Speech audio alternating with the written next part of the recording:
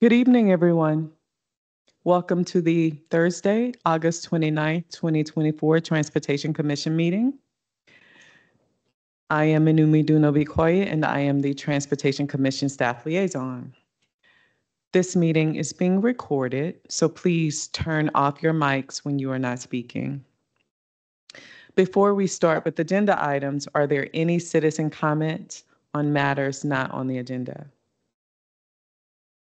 There is one. Yes. Let me turn it around for you. Oh, you got it. Okay.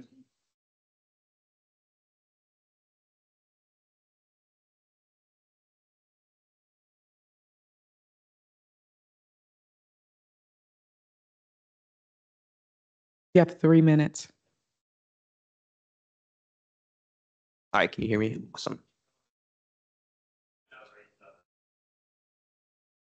Got it. All right. Thank you for giving me the opportunity to speak today. I wanted to talk a little bit about recent service changes for Arlington Transit and how that impacts students at Washington Liberty High School and Dorothy Middle School.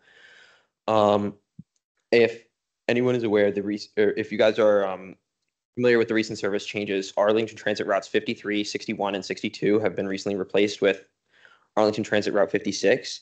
And while this new route does service both Washington Liberty High School and Dorothy Middle School, the schedule currently makes it hard for students to use that bus to get to and from school each day.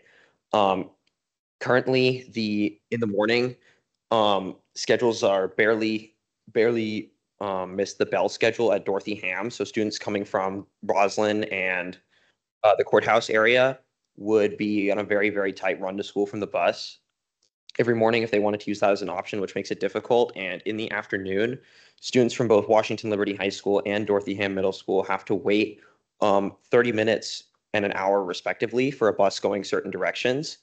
So students from Washington Liberty High School trying to go up north to Madison Community Center have to wait over an hour from standard school dismissal time, which makes it very difficult for students to have a reliable car-free option for getting to school in some cases.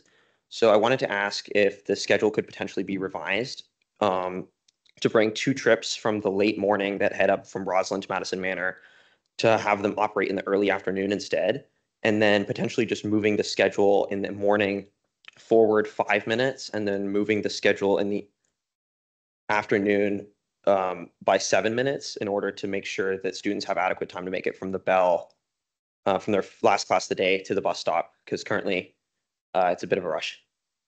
Thank you for the opportunity to speak today.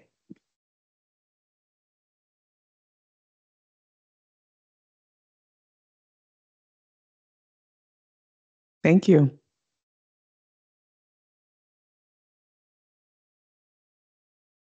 Having no other comments?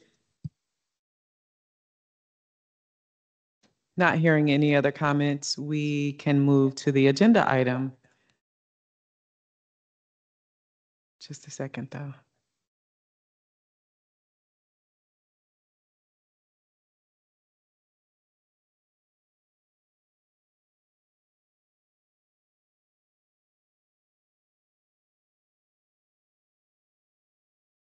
I will now turn the meeting over to Chairman Maratovich to start the meeting.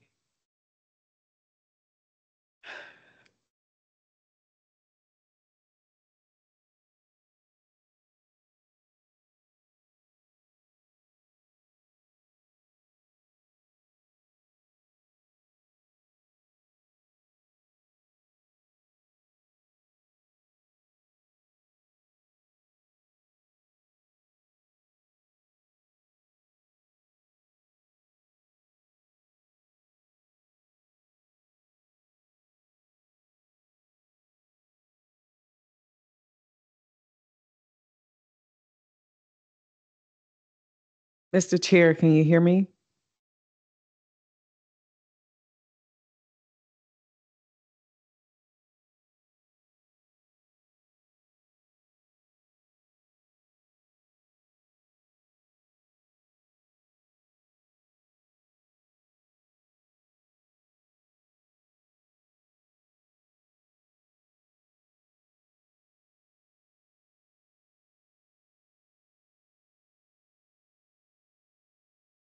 Mr. Chair, can you hear me?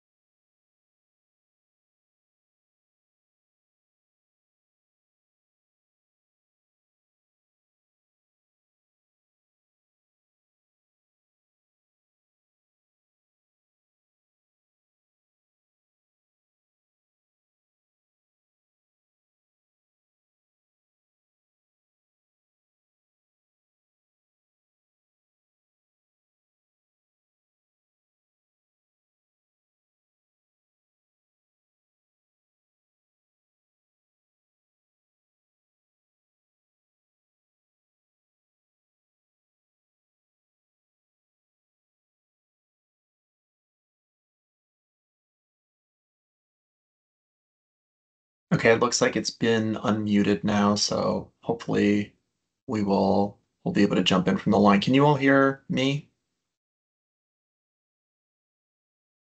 Yes. Yes. Okay.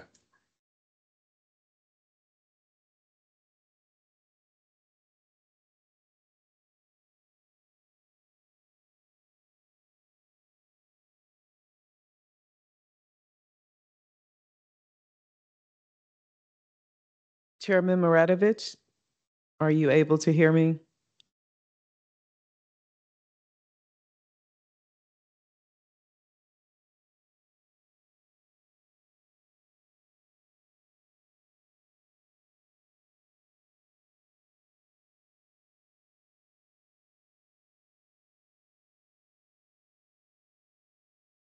Ms. Obukoya, if we cannot get Chair Maradovich I, right I now, do will. you want me to kick things off as the vice chair? Yes, please. Okay. So I think we can call to order the meeting and we'll go to our first agenda item, which is the NST site plan.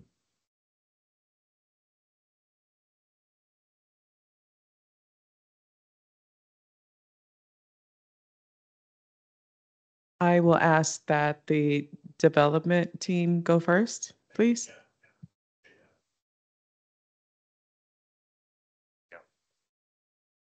Thank you very much, members of the commission. My name is Andrew Painter. I'm a zoning attorney with the law firm of Walsh Colucci, speaking tonight on behalf of Fortis. They are the owner of the application property. With your indulgence, I don't know if Alicia Buck, who is our architect, can flash up on the screen and share her screen. I don't know, Alicia, if you can hear me. It looks like as of right now on the team side, we don't have the ability to present, so that might be another setting we need to edit. Yeah.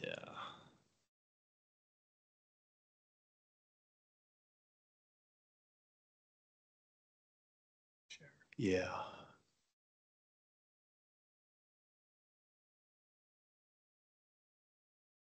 You have it. Do I have it? No, I don't have it.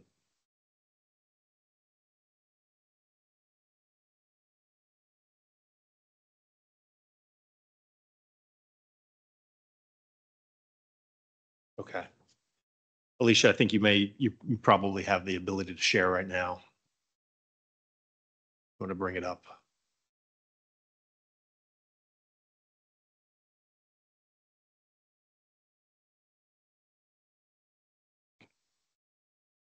Okay, there we go. All right. So yes, we are talking tonight about the NSTA site, which I think many of us know is located at the confluence of Clarendon Boulevard, Wilson Boulevard, and North Road Street, kind of midway between Roslyn and Courthouse neighborhoods. The site was previously the home of the National Science Teaching Association. It remains the home of the Roadside Grill and Il Radicchio restaurant. I am joined this evening, sitting to my right is Mike Warkowski with Wells & Associates. They are our traffic consultants and transportation engineers. Online is Brian Eskew, who is a vice president with Fortis, Joe Magnata, who's also vice president with Fortis, Alicia Buck, who is sharing her screen with Cooper Carey. They are our project architect, and Jeff Krebs, who is our landscape architect with VICA, who is our civil engineer. I'm going to turn it over real quick with your indulgence to Brian, just to share a few words about Fortis. They're a relative new entrant into Arlington County. They have experience in the county, but especially in the DC metro area. But we're very excited to see this project come to fruition. So, Brian, do you want to go ahead and share a few words from Fortis's perspective? Sure. Thank you, Andrew. Alicia, if you can flip to the next slide. Yeah, so Fortis, we are a Washington, D.C. based real estate development and investment company based here in DuPont Circle. We were established in 2013. Our entire team is native Washingtonians, and as I mentioned, we're exclusively focused on the D.C. metro. Our senior team has combined industry experience of more than 50 years.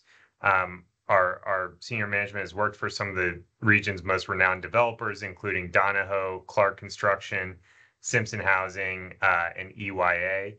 And we've delivered more than 4,000 multifamily units in the region at a value in excess of $1 billion. As Andrew mentioned, we have 3 projects currently in Arlington, and we are very excited to be working on the NSTA site. Below, we just have some images of some of our other recent projects that have been completed. The first being a project in Alexandria, Virginia, called the Dillon Condominiums, 138 residential units. The second is a project in the Noma neighborhood of Washington, D.C. The third is an apartment building in the Shaw neighborhood of Washington, D.C. And then the final image is a 300-unit mixed-use apartment building adjacent to National Stadium in Washington, D.C. So look forward to answering any questions that you all have and appreciate the opportunity to present. I'll hand it back over to Andrew. All right, thank you very much. Alicia, we can flip to the next slide if we can, please. Just by way of background, the site is 2 parcels of record containing about an acre in aggregate. It is zoned to the CO 2.5 mixed-use zoning district. It is designated as medium office apartment hotel on the GLUP. The Roadside Grill and Il Radicchio restaurants are included on the HRI as notable and minor, respectively. From an Arlington retail plan perspective, all frontages on the site are designated blue, which means retail and retail equivalents. There are exterior design guidelines largely dealing with window transparency. And then from a sector plan perspective, it's not really subject to a sector plan, but it is subject to an area plan, which is the Roslyn Courthouse Urban Design Study, which was adopted in the early 2000s, really to provide sort of uniformity of what to do between the, on the boulevards, Clarendon and Wilson, between the Roslyn and Courthouse neighborhoods. And if you've been to Roadside, as I'm sure many of us have, you know that this is sort of midway. If you go to the east, you feel almost immediately like you're in Roslyn. If you go to the west, you feel like you're in the courthouse area. So this is really a sort of an in-between site. We like to think of this as kind of the bookend of the courthouse neighborhood. And we're very excited someday if the gas station across the street's developed, that this really could be a unique meeting place. So we can go to the next slide, Alicia.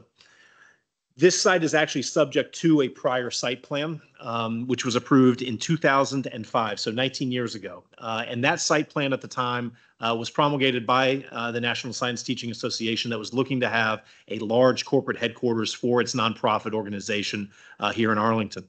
It included a rezoning to the CO 2.5 zoning district, retention of the existing NSTA office building, and then the creation of a new office building adjacent to it of about 72,000 square feet.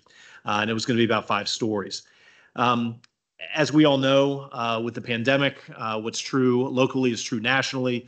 The need for the office space decreased coming out of the pandemic, and NSTA looked to sell the site, and Fortis picked it up and purchased it last year.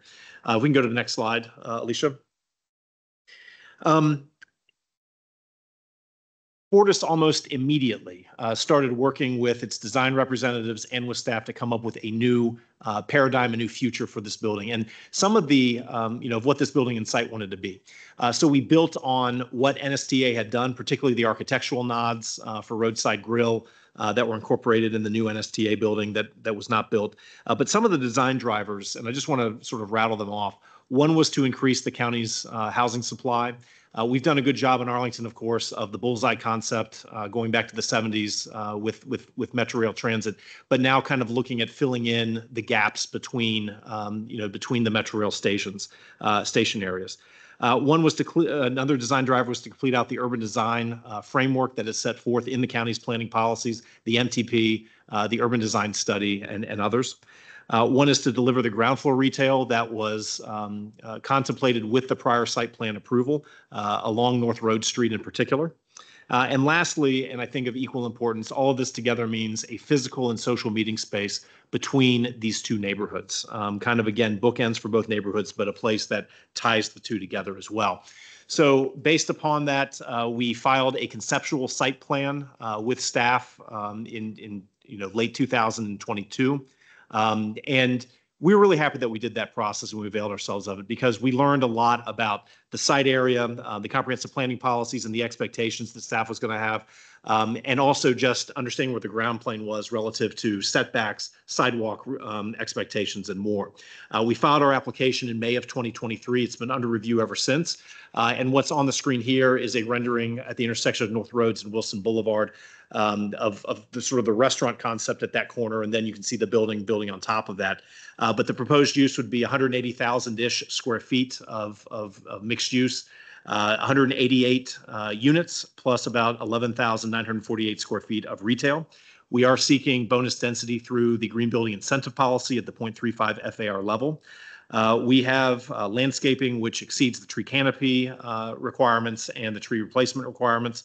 And then in conjunction with that, we have filed vacations and encroachment requests with the county. And I know Betsy Herbst with DES Real Estate Bureau is here today to talk through that too, if needed. So at this point, I'm going to pause. I'm going to turn it over to Mike, who will walk through some of the transportation aspects. Great, thank you so much. Good evening, I'm Mike Warkowski. I'm with Wells & Associates. And as was mentioned previously, we're in a very, walkable, transit-rich environment here. The walk score, I think, is 96 for this part of the town. So, we have a very, very good, vibrant network here. Just to orient everybody, this is the existing plan. So you could see on the existing building about 46,000 square feet, and then the restaurant space in the two buildings. Generally, there are curb cuts on both Wilson Boulevard and on Clarendon that serve the existing surface parking lot, loading dock access that's also on Clarendon, and then the private driveway that is two-way that serves the existing below-grade parking garage that is going to remain with the construction of the new building. Go to the next slide. This shows the proposed layout and plan. So as was mentioned, about 188 residential units, 11,948 of retail restaurant space. What you see here is the curb cuts on both Clarendon and Wilson are removed. All the access is from the private two-way driveway, which will be slightly widened as we make the changes to the plan and build the site. The loading dock curb cut also goes away from Clarendon Boulevard and gets moved onto the private driveway. And that allows, all the loading activity, really cleans up all of the frontages out there. I'm sure a lot of turning movements in and out of that surface parking lot and such. So this will really clean up how operationally both of those frontages really work.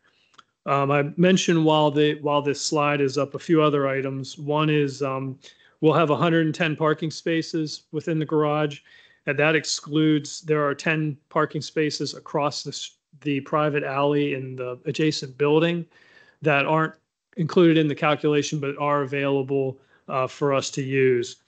The breakdown of the parking is 16 for retail uses, 94 spaces for residents. So that equates to a parking ratio of about 1/2 or 0.5 spaces per unit. It's pretty much in line and actually a little bit above some of the other buildings in the area, but generally in that range.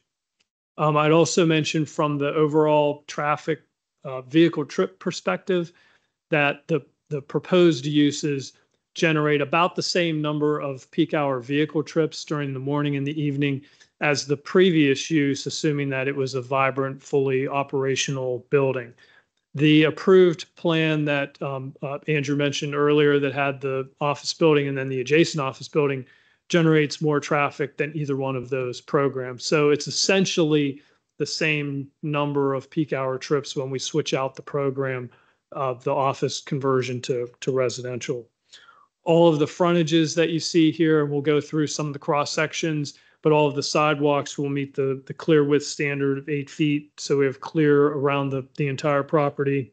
And then, as I mentioned, the alley will be widened a little bit. It's kind of tight today. It's about 17 feet or so. I think we're able to get it up to about 19 feet, if I remember correctly. So, you know, a little more elbow room for people to get back and forth through the alley, but it still works. And it has for, you know, years and years, but we'd like to make that a little more comfortable. And then also along the building side, there'll be a path, you know, connection for pedestrians to be able to go from Wilson to Clarendon there, and it will be behind some of the columns that are there, so they'll be protected. Okay, if we go to the next slide. So as you may be aware, there's an improvement program for safety improvements at the Wilson and Rhodes intersection that will be made by Arlington County. Basically, the plan is to modify the curb returns, shorten the crossing distances for pedestrians, create a floating bus stop, which you see on the left-hand northwest quadrant of the intersection there, and redo and rebuild the traffic signal. What you see is in our quadrant, which is the southwest quadrant, is our curb lines, which essentially match up with the county's future plan. And so we've done that so that depending on which improvement comes first, whether it be our site plan that makes improvements or the county's plan, neither one would preclude each other from happening, and our curb lines would be set wherever to match up with that plan. We can go to the next one. So looking at some of the roadway cross sections, what you see on this slide is the Clarendon cross section. So on the top is the existing conditions where we have 2 travel lanes. We have parking lane, 2 travel lanes, and then a bicycle lane. And there's a potential alternate striping here that would keep the parking lane on the north side, have the 2 travel lanes, but then essentially shift the bicycle lane to the curb. So create parking, a 3-foot buffer, then the bicycle lane. Today, that bike lane is adjacent to the travel lane, which, you know, is a little uncomfortable coming down the hill there. So this was a potential change. And our curb line, this fits within the cross section there. So this doesn't change the curb line. So, you know, however this ultimately shakes out and ultimately is designed can be accommodated there. And the bike lane, you know, can continue going eastbound through the intersection the way it's striped out today. So there's not a big alignment issue on the other side of the street. Can we go to the next one?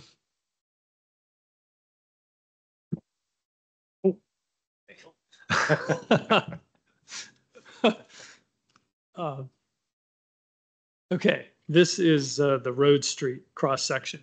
What you see on the left-hand side of the page was a kind of a previous cut at the design, but what's there today is a separated bike lane in the northbound side.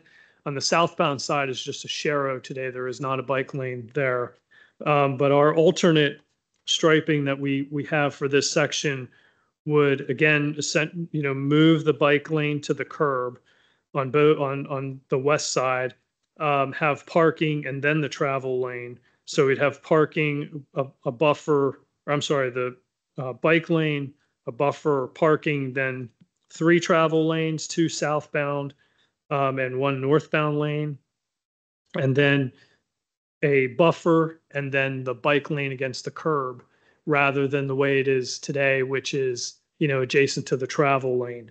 again, this fits within the cross section that's there, and we would set our curb to make sure that we meet that. I'd also mention a couple other things.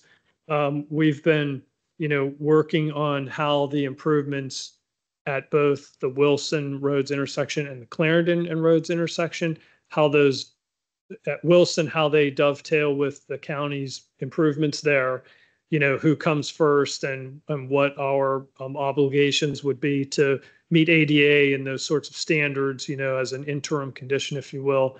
And also the same discussion on the south end at Clarendon from, us improving what is that northwest quadrant and how that would connect to the other, the companion crossings on both sides of those. So those are part of the improvements that we have. And as I mentioned, given that, this project with the change in use generates about the same number of trips as the original building, you really wouldn't expect to have any real significant traffic impacts where you would, necessitate lanes or those sorts of things. The network's really fixed. It's very conducive to not owning a car, which, provides some, alternatives there. And we will have a TDM program that, would reinforce that even further. So those are the basics of the of our transportation facilities. We will exceed the bike parking. I forgot to mention that we'll exceed the bike parking requirement and have secure parking in the building as well. So that is concludes the slides that we have, and our team is here to answer your questions. Thank you so much. Now we can turn it over to staff. We have staff member Sergio Vericochia.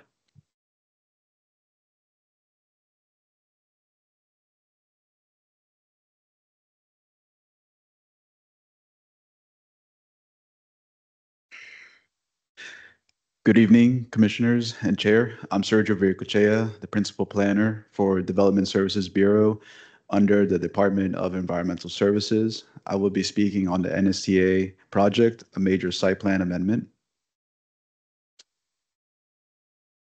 Today, we'll cover 3 subject items related to the amendment of Site Plan 382 to construct a mixed-use building with ground floor retail and residential units above, as well as zoning modifications. Then we'll discuss vacations associated with this project, dealing with the easements of the public street, sidewalk, as well as utilities.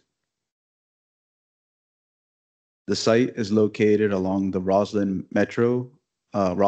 Metro corridor. It is within the Radnor/Fort Myer Heights Civic Association, immediately adjacent to the Colonial Village Civic Association. The site is zoned as CO 2.5 Mixed Use District, and the land use is designated as medium office apartment hotel. The development proposes to demolish the existing buildings on site and the surface parking area. The buildings on site include the NSTA office, Il Radicchio, and Roadside Grill, both being restaurants. The development proposes to maintain the existing below-grade garage with modifications to its interior striping and circulation due to proposed generators and elevators. The new mixed-use building will be 7 stories tall with 187 dwelling units and just under 12,000 square feet of ground floor retail. The overall residential parking ratio is proposed to be 0.56. Meanwhile, the retail ratio will be 1 space per 747 square feet. In terms of the proposed street and streetscape improvements, the development will maintain the 43 feet curb-to-curb width of Wilson Boulevard and its existing configuration, while improving the streetscape to be a width of 16 feet and 8 inches, which includes an 8-foot minimum clear sidewalk and a 5-foot minimum tree zone. You'll also see the existing configuration of Wilson Boulevard, 2 westbound one-way travel lanes, parking lanes on either side of the roadway, as well as a westbound protected bike lane. For Clarendon Boulevard, the development proposes, again, a 43-foot curb-to-curb width with a configuration similar to that of Wilson Boulevard, just in the eastbound direction, including one-way travel lanes and a protected bike lane and parking lanes on each side. The streetscape is proposed to be 16 feet, 8 inches wide with a minimum of a 8-foot clear sidewalk and a 4-foot, 5-inch minimum tree zone. For Road Street, the development proposes a 55-foot curb-to-curb width that includes 2 southbound travel lanes, 1 southbound protected bike lane, 1 northbound travel lane, 1 northbound protected buffered bike lane, and parking only on the west side. The streetscape width is similar to that of Wilson and Clarendon Boulevard, being 16 feet and 8 inches with an 8-foot minimum clear sidewalk and a 5-foot minimum tree zone. Building upon the improvements to the street and sidewalks surrounding the site, the applicant is proposing better access management through the removal of 3 of 5 curb cuts or driveways surrounding the site. The site will continue to use 2 of the existing driveway locations at the existing private alley connecting Wilson and Clarendon Boulevard. All the truck turning movements accessing the garage and loading bays will be made within the alley and off of the arterial streets. The project is proposing a 0.56 parking ratio for residential use, and as mentioned before, the 1 space per 747 square feet of GFA for the retail use. It should be noted that the minimum parking ratio for residential use in this area is 0.3, and this development is exceeding that based on the multifamily off-street parking guidelines. In addition, this site is providing the minimum required bike parking spaces. In terms of vacations, their portions are not specifically shown on the master transportation plan, but are located along the Type B arterial streets of Wilson and Clarendon Boulevard. The areas to be vacated consist of sidewalks and grass areas behind said sidewalks. Lastly, any new additional easements required for the project will be dedicated as part of the site plan process. Here's a graphic of the portions to be vacated all along the arterial streets of Clarendon and Wilson Boulevard.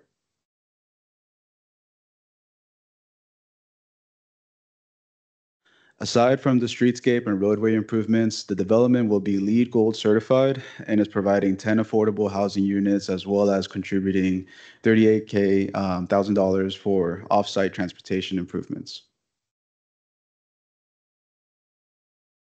On this slide is a summary of the proposed zoning modifications, which include parking ratios and compact parking percentages, as well as additional density and density exclusions.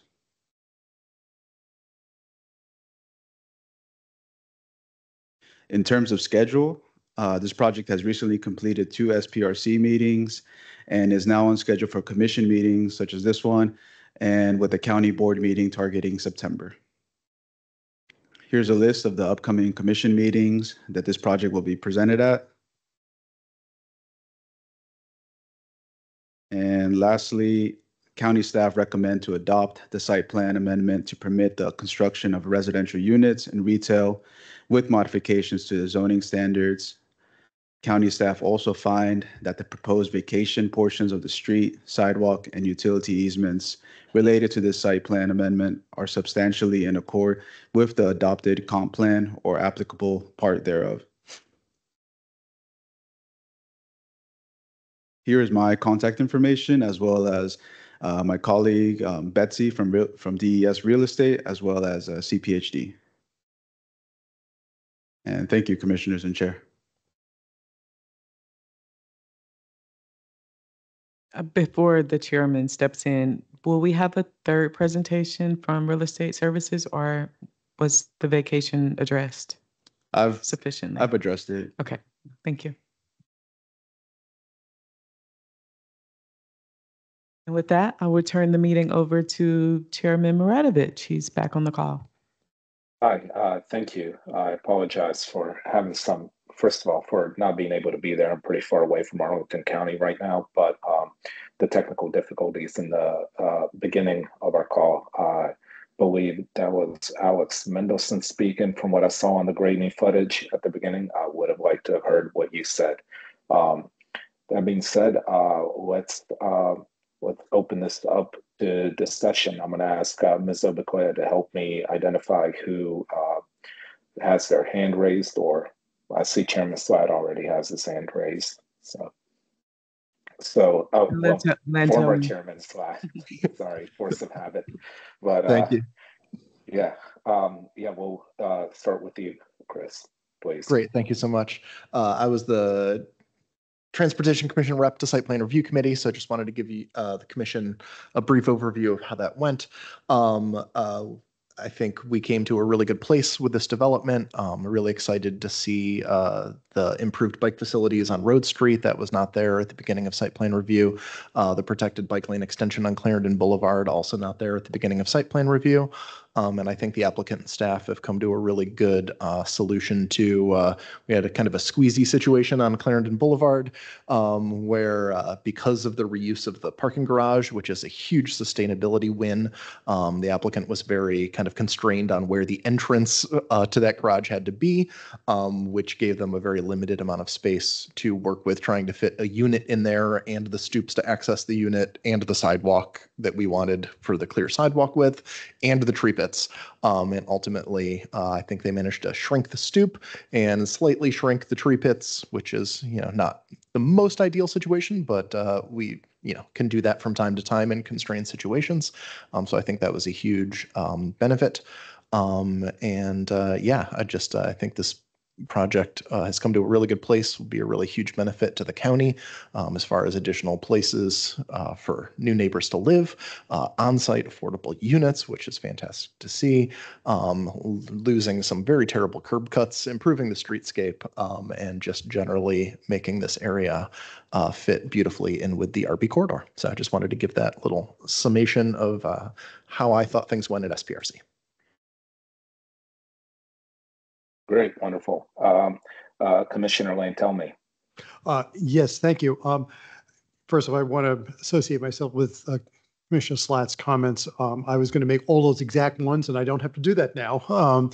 I think this project is definitely a win on transportation all around from just about every way you could possibly look at it. So I think that's great. I do have a question for staff about the curb radius at the corner, the southwest corner of Wilson Boulevard and Rhodes. With the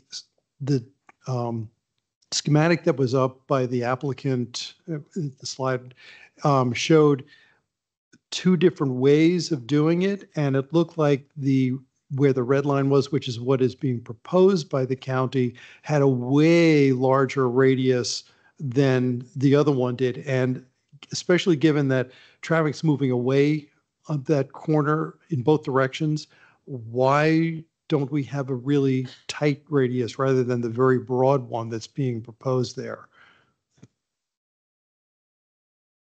Thank you for that question, Commissioner.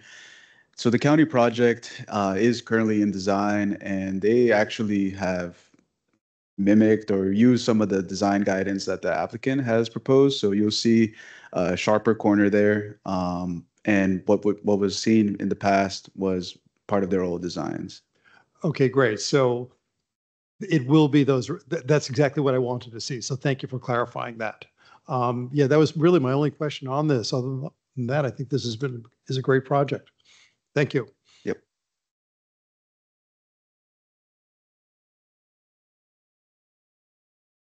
I see a hand up.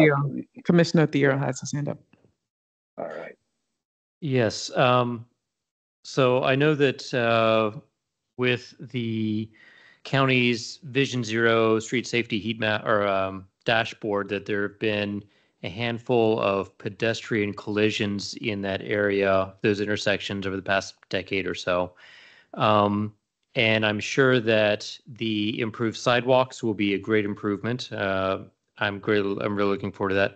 And also looking forward to the protected bike lane improvements on Clarendon, Wilson, and Rhodes.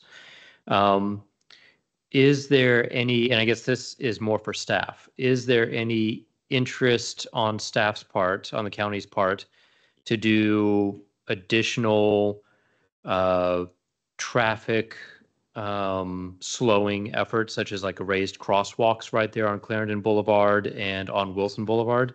I know from personal experience on Clarendon Boulevard, drivers coming down that hill, they tend to, they have a clear ahead, if it's clear ahead of them, that just tend to bolt as soon as they are halfway down the hill. And having a raised crosswalk right there on Clarendon Boulevard at Rhodes would be a great improvement for pedestrian safety. So is there any interest on county's part for doing raised crosswalks on Clarendon and Wilson? So that specific element hasn't been brought up, but definitely narrowing the cross section today.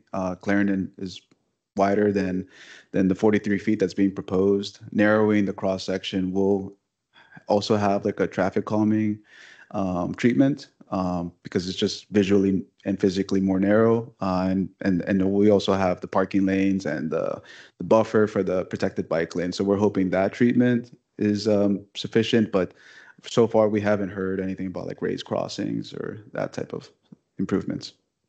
I guess I'll just say I think the raised crosswalks, especially that intersection, would greatly help since, yeah, just standing there for 10, 15 minutes and watching traffic come by on a slower hour, not necessarily rush hour where there's a lot more traffic, but when it's clearer streets on Clarendon Boulevard, yeah, car drivers tend to book it pretty hard as soon as they're coming down that hill.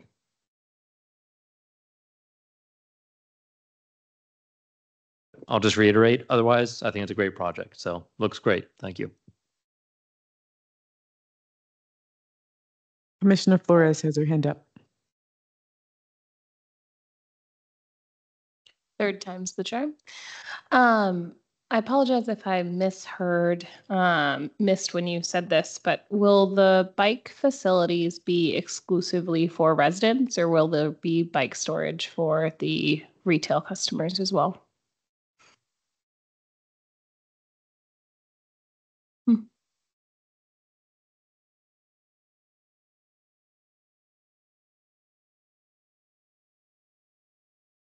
So we have a total of 89 bicycle parking spaces. 5 are required for retail. We're providing 9 of them. 1 is a secure space, and then there are 4 visitor spaces. And then for the residential building, we have 76 secure spaces, 4 visitor spaces for a total of 80. So that's how we get to the 89. Thank you.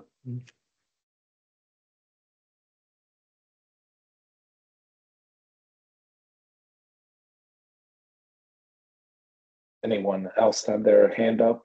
I can't. No other hands. All right, then I'll say a couple things. Yeah, the real pleasure reading through the county report for this project because it has so many things, and I think it's kind of interesting to contrast it with the Fortis site at Wakefield Manor, which is kind of like a space constraint site, and whereas here you really have a lot of room to play around with and come up with a just an all around great project from a transportation perspective.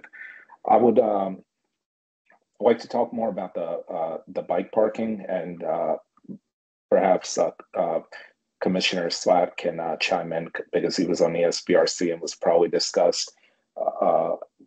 In terms of the access, it seems you go through the private driveway and then down into the garage. There wasn't any better way to do that, correct? Or and this might be a question, Alicia. I don't know if you are around. Alicia Buck with Cooper Carey. If you can chime in as far as the access, the different things that you all studied as far as looking for more direct access routes to the secure bicycle parking for the building. Looks like Alicia is not on that. I think we can.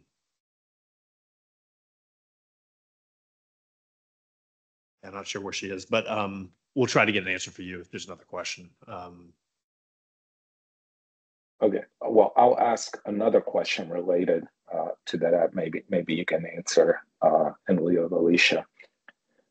Is there with the way the bike parking is set up, I would assume there's an easy way to potentially to expand it in the future to include more spots? I would assume so too. I think, Brian, I know that you all looked at that, as far as the overall garage and stuff. When we get down to fine tuning, where the bicycle where it's going to be located, exactly what the striping is going to be. I think there's definitely an opportunity, that we can look to. But as Mike said, we are providing, more than what's required, as it is today too. Yeah, and I think there's also opportunities to look at different storage systems that might allow for like a greater density of bikes, if there was the demand for it in the spaces that we've allocated. But there is also, so we're reusing the existing garage. We're trying to work within some of the existing storage spaces that are there and kind of carving out corners. But certainly if there was more demand, we would look to kind of carve out additional space, where we could to add bike parking. Yeah, wonderful. Yeah, I mean, reusing the existing garage, basically adding no new parking spaces is wonderful. I also love that this project narrows the street. There's just a lot of great things. The transit enhancing the floating bus stop on Wilson Boulevard. So all around pretty good. I mean, from an MTP perspective, I'm kind of struggling to find something to criticize here. I looked for it, but didn't see it. Maybe some of the other commissioners did, but it doesn't sound like it from the comments. Well, Mr. Chairman, I would just say I think Alicia's back now, so she can answer your question. But before I recognize her, I think that is one of the benefits of the conceptual site plan process, was getting a lot of that stuff done up front. And not every land use applicant avails themselves of it. And it used to be pattern of practice where it was the exception rather than the rule. But in this case, we think there was a lot of benefit to it, for solving just some of these issues. So Alicia, the question to you, if you are there, is can you talk through some of the design considerations as far as how individuals access the secure bicycle parking, as far as direct access and some of the impediments we have. But I think it's fair to say that we've tried to make this as clear and obvious and direct as possible. But I don't know if you want to pick up on that thread. Sure. Yeah, I'm sorry about that. I wasn't able to unmute myself on the other audio, but I got it switched over. So yes, so you're right. Off of the alley, we do have the ramp that goes down and enters into the garage. That is one way that the bicycles can get down into the garage and to access that secured parking. We do also have 2 elevators that will be accessible from the street level. So there's a pair of elevators immediately off of the Wilson Boulevard side that's available for the retail users to get down and access the parking down below. That's one way that bikes can get down into the garage. And then we also have, less straightforward, but we also have the residential elevators, which are accessed through the front lobby. So again, not quite as direct of a route, but a third option for convenience if people did want to go through the residential lobby into the residential elevators, and then that could be another way to get down into the garage or back out. Hope that answers your question. It does. Thank you. Any other comments? I see a hand. Is that Commissioner Terry over there? Yes. All right. Good eyesight, I have to say. So just looking at the plan, this creates that's a pretty long block between Troy and Rhodes there, and you're building pretty desirable things in the middle of the roadways, which is fantastic. But I'm just thinking about pedestrians who may want to cross mid-block there along that route, and just wondering if there's any plans or consideration for a mid-block crossing either on Wilson and or Clarendon, because you have a lot of residential on those other sides. Yeah, we haven't really contemplated that, just given the topo that's out there, with site distance and parking, per parking and such, that can inhibit site distance even more. So I think the thought is that, if you really needed to cross. We have the our private driveway. You can get from one side to the other without having to cross the street itself. But I think the idea would be that you'd get to the intersection where you could cross more safely, I think, than sort of mid-block.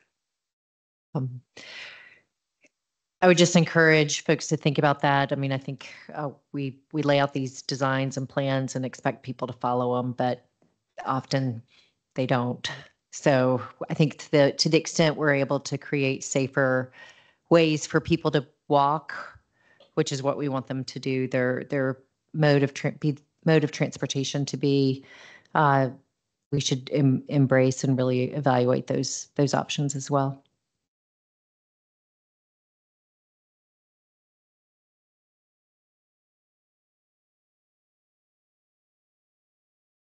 Okay.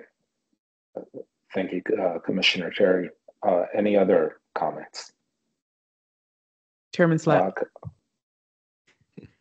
I know it's partially driven by reusing the existing garage, but I did just want to speak appreciatively to the applicant about the nice low parking ratio here in the RB corridor. We do like to not overbuild parking, and this feels like a really great ratio for where the RB corridor is at. So I appreciate that. And Commissioner Slatt, if I may, and I also had to stop myself from calling you Chairman Slatt earlier, but I will say too, I think my hat's off to the architect because the location of the garage is not ideal for residential units. And this is something that we talked about during SPRC, but the wall of the garage cannot be changed from the curb. So we have these liner units that are very, very shallow. But I think we've done a good job of creating sort of activation, the stoops. It makes it for a very visually interesting thing that also has, again, sort of that streetscape activation with those 3 liner units. But yeah, we're happy to preserve the existing garage and make use of it. So. Great, thank you for that additional color. And then I will, not seeing a bunch of other hands, I will throw the new chair a little bit of a bone here and throw a motion on the table just to move things along. And say that I move that the Transportation Commission recommend that the county board approve the proposed site plan amendment number 382 to permit the construction of up to 187 residentially dwelling units and up to 11,948 square feet of commercial retail with modification of zoning ordinance requirements, including additional density, residential and retail parking ratios, density exclusions, and other modifications necessary to achieve the proposed development, subject to conditions of the ordinance as outlined in our draft board report. And furthermore, I will move that the Transportation Commission find that the proposed vacations are consistent with the comprehensive plan of Arlington County, Virginia, specifically the master transportation plan. I'll second that. Second that. Seconded. All right. I can start off by reading the names of all of the commissioners. I'll take the count. Oh, you'll take the count? Okay. Well, I'll do it as well. Commissioner Coleman. Aye. Commissioner Flores. Aye. Commissioner Furman. Aye. Commissioner Hussein. Aye. Commissioner Nolan. Commissioner Lantelmi. Aye. Commissioner Locker. Commissioner Ludlow. Aye. I vote aye. Commissioner Shannon. Aye. Commissioner Slatt. Aye. Commissioner Theo. Aye. Commissioner Terry. Aye. All right, 1, 2, 3.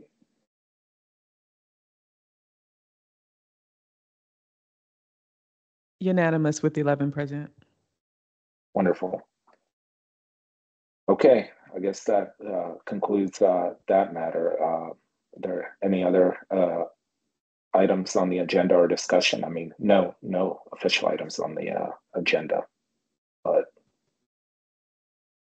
There are no other agenda items except for commission business. okay. Thank you very much. Yeah. Thank you to everyone that presented. So we do have some other business though. Chairman Miradovich, would you like to kick this off just to talk about the transition a little bit, or would you like me to talk more about some of the items we've discussed? Well, I can talk about it a little bit. First of all, thanks a lot to now Commissioner Slatt for being so helpful in the transition and making it easier to fill such big shoes. We met on a couple occasions and to ease this process.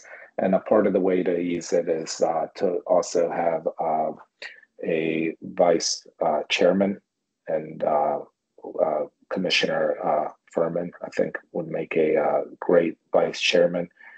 And I'm assuming we have to formalize that with a vote tonight, or what is the process? It's my understanding that that's a nomination and not a vote. Okay. Well, but you all are free to he vote was if you already like. nominated. Okay, so Yeah. we can have a vote. All in Oh, favor? well, Aye. Aye. Aye. Aye. Opposed? Abstain? Abstain.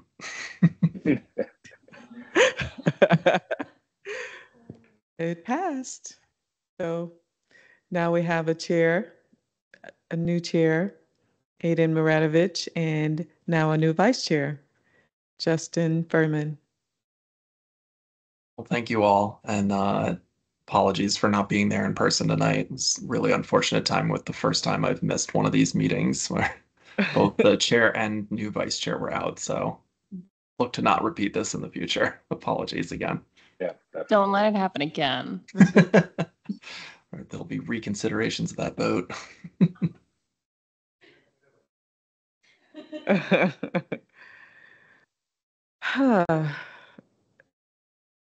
So with that, there are some other items I think perhaps, Chairman, we should discuss before I bring them up here at the meeting. So if there's anything else you'd like to discuss, please go ahead. If not, I'd like to for us to consider some parting words for Commissioner Slatt. By all means, please proceed. Okay, thank you. First, I'd like to say, Chairman Slatt, and this is on the record.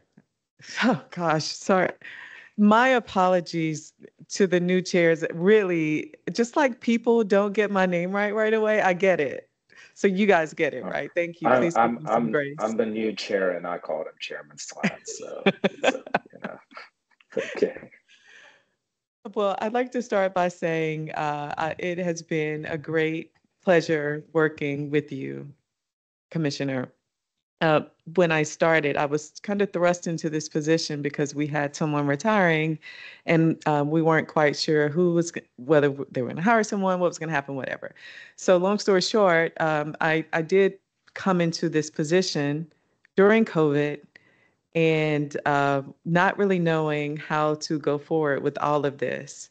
And then you were very gracious and worked very diligently and patiently with me to get through this process. And I have to say, I really appreciated that. And it means a whole lot to me because I was very nervous.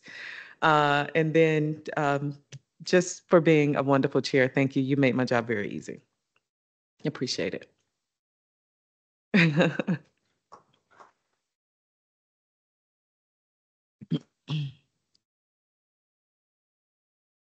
Anyone else can speak? Well, I could jump in also. I want to say thank you. I've just been on Transportation Commission now maybe 6 years, something like that. And I've always been impressed by the level of detail that you got into for each of the meetings, that nothing really got past you or us as a body. And I think that was really important for the county board to know that we really are looking at everything and really analyzing it. and really coming to conclusions and going in a number of occasions, whoa, we're not going there. We don't want to do that. On, for example, Arlington Boulevard, we just said no to what VDOT wanted. I was really happy to be part of that. We didn't always all agree on everything, but overall, I think transportation in this county has shifted dramatically, certainly in the time that I've been on here, whereas we really do take multimodal way more seriously than when I first started. When I first started, it was still primarily cars, got all the analysis and all the discussion. And now multimodal is real, and it is something that is taken seriously. And I think we can turn to you to a large extent why that has happened. So thank you for that very much.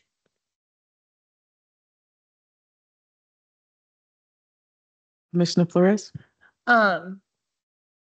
I have not been on nearly as long as you, but I want to echo the sentiments of everyone and also share a very brief story. I moved, this, but to Arlington after growing up in Arlington, moving to Fredericksburg, moving to Alexandria, and moving back. And so am very well connected with the community in Alexandria as well. And it is not uncommon for me to log on to Facebook and see one of my friends that still live in Alexandria comment about how easy it is to land in Pentagon City, Crystal City, take a bike, and relocate themselves very, very easily all the way across the border into Alexandria again, with the sentiment of, why can't we have what Arlington has? And that is dedicated in part to the work that you have done on this commission, guiding it and leading it. And so I just wanted to say thank you. And the multimodal is so important as we move towards caring for future generations, caring for everyone being able to access where they want to access. And so it doesn't go unnoticed, especially by people that don't live here. Commissioner Furman? Yeah, I just wanted to say to Commissioner Slatt that I was personally very much inspired by a lot of the work that you did. It really kind of gave me a roadmap of being, someone else's fellow parent, cares about a lot of the same things that I do. Kind of gave me an avenue for understanding how to turn some of that interest into action and bring it to life and try to do something meaningful in the community. So thank you so much for kind of showing the way with that. And again, really, your ability to go into incredibly in-depth reports, site plans, anything, and pull out the relevant information is something that I am consistently in awe of. And I hope I can one day grow up to be even a little bit like that. It's like, I am just amazed at how often you are just able to kind of get to the heart of the matter, and have really appreciated being able to see that over the last year that I've been on the commission. So thank you. And yeah, looking forward to keeping in touch, even though you're no longer on the commission. Commissioner Lello?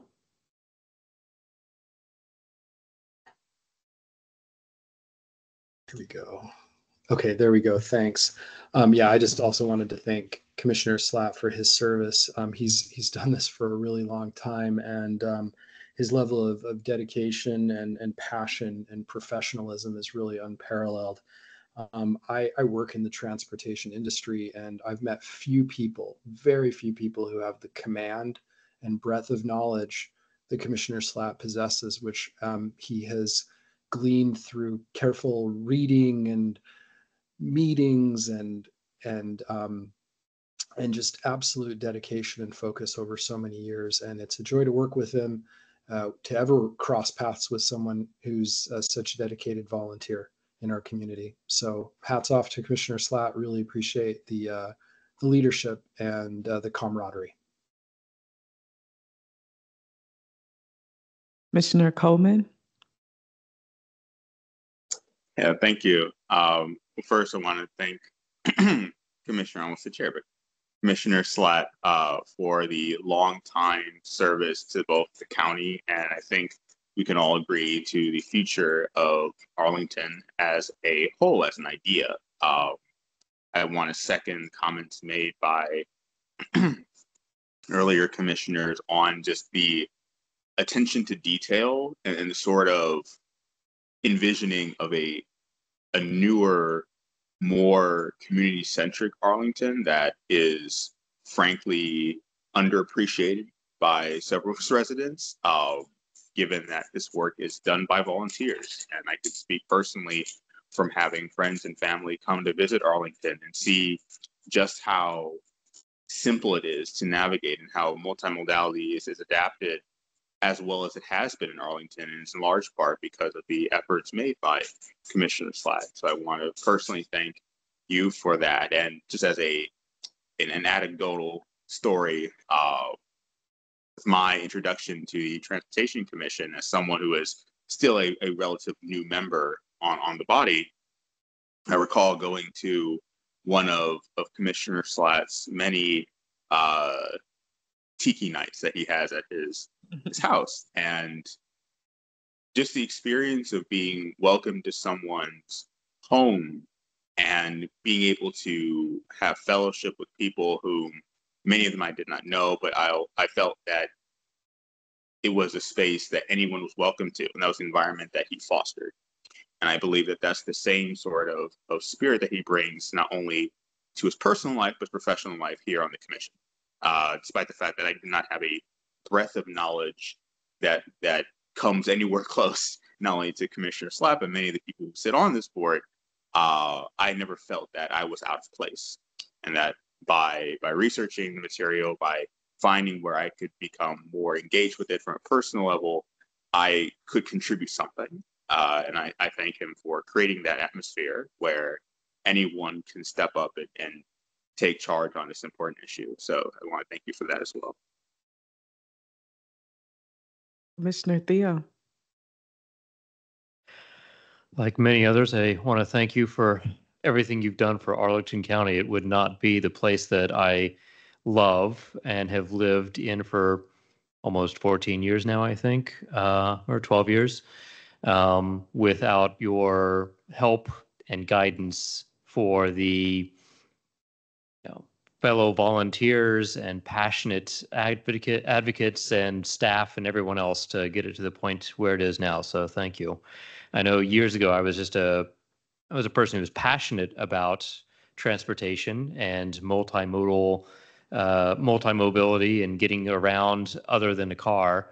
But I think with your guidance and your sort of help over the years, that's helped to give me more knowledge and more comfort in what's going on and how to get there myself. So thank you. Just not sure what it's going to be like without you on the board. That's the thing. So Chris, thank you for everything you've done. Commissioner Terry. Yeah, turn around. Just want to say thank you so much. I remember when I first joined or was looking at joining and had a great conversation with you, and very welcoming and an open environment and atmosphere to join. And I appreciate your letting me pursue all the safety issues that I bring up, because certainly we want a community where people can get around easily and more importantly, get around safely, and that they go home each and every night to the people they left in the morning. So thank you for allowing me to be here. And I've learned so much from you. And I love being able to tell my friends and neighbors, like, I know what's happening there. I can tell you all about that. So I really appreciate your leadership and wish you only the best going forward, and be safe. Chairman Moratovich. You're muted. I saw another hand. I saw Commissioner Shannon's hand. He can go first. Oh. No, thank you. I think it should be Chairman Emeritus or something like that.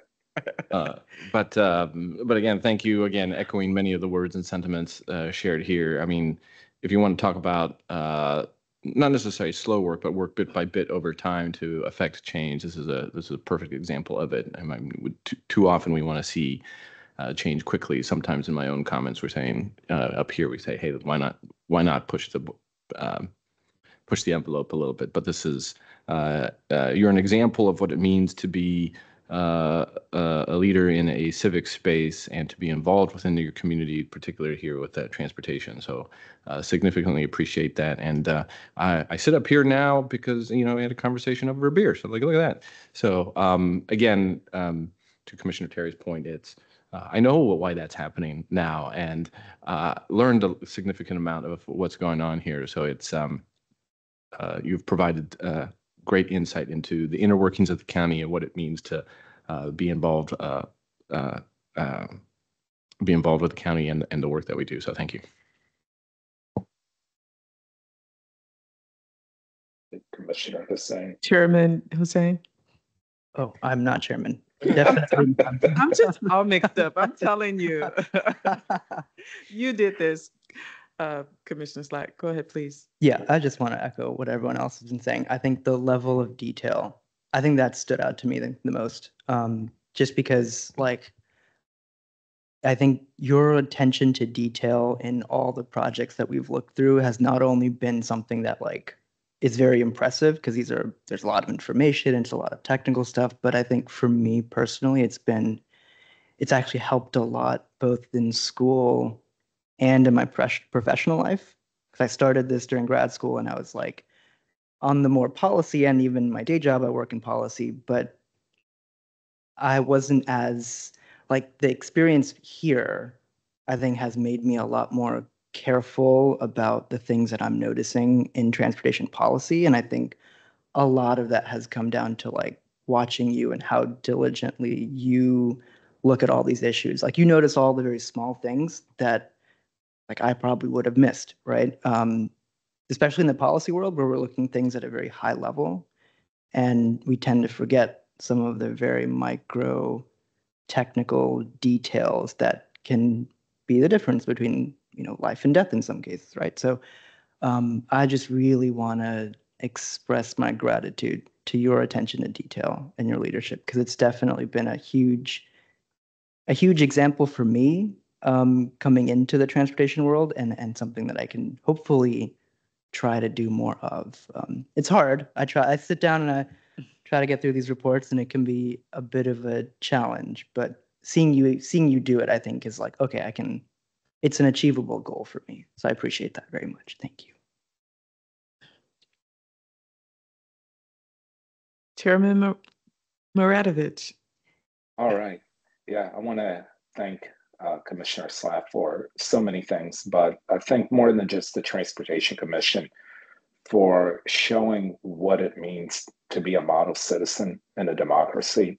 And that means that someone that's not only engaged, there are plenty of people that are engaged, that show up to public comment and whatnot, but also being informed.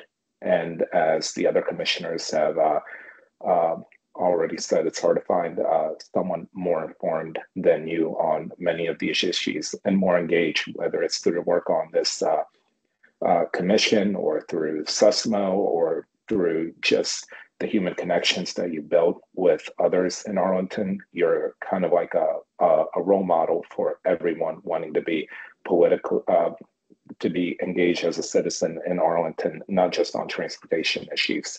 So I think as a country, when we have so many discussions about democracy and what it looks like, I think you are one of the models on what it means to be a citizen in Arlington. So I'd like to thank you for that. And I think a testament to your work was really evident tonight with the NSTA side. You were on the SBRC, and I mean that project was pretty much teed up. There were very few things to discuss, because you already did a lot of the hard work on SBRC, and that's what that knowledge and experience provides. So once again, thanks so much. Thanks for leaving the commission in a great shape with recruiting so many wonderful commissioners.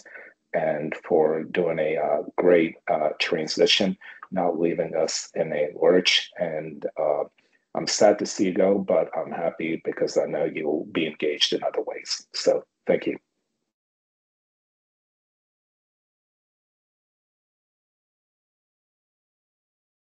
Thank you all.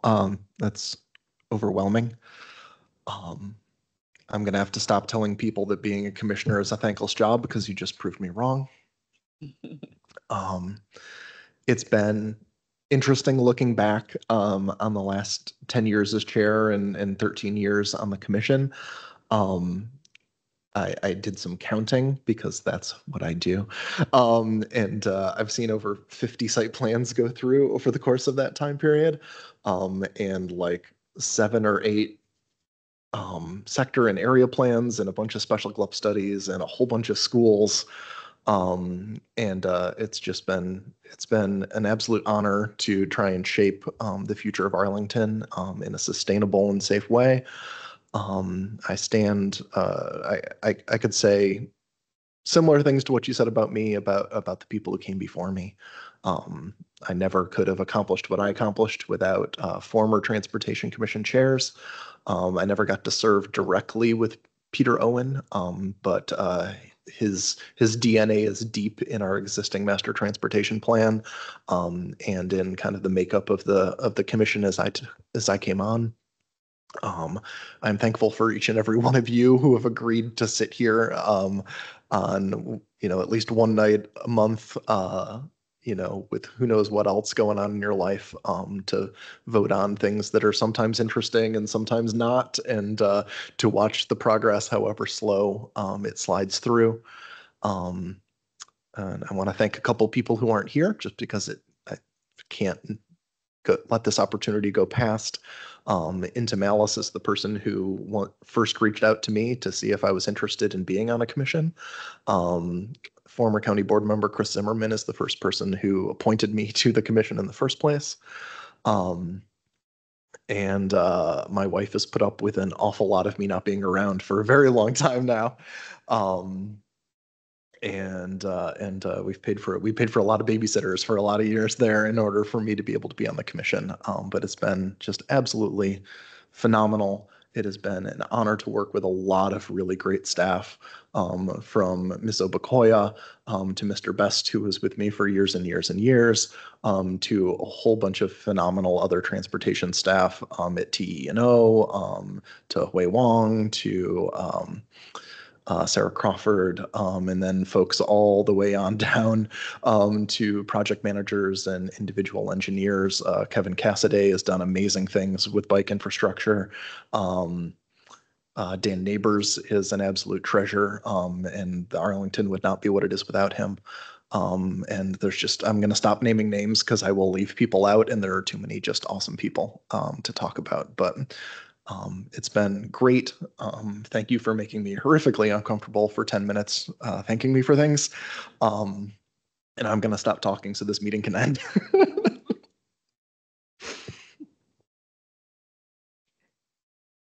Chairman Miretovich, do you have anything else before I make the final announcement and conclude the meeting?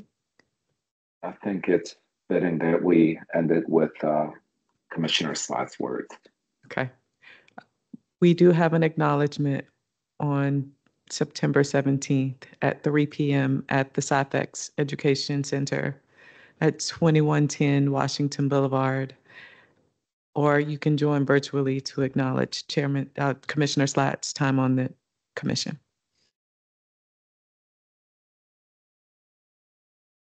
And that's it. All right. Thank you, everyone, and I look forward to being with y'all in person next time.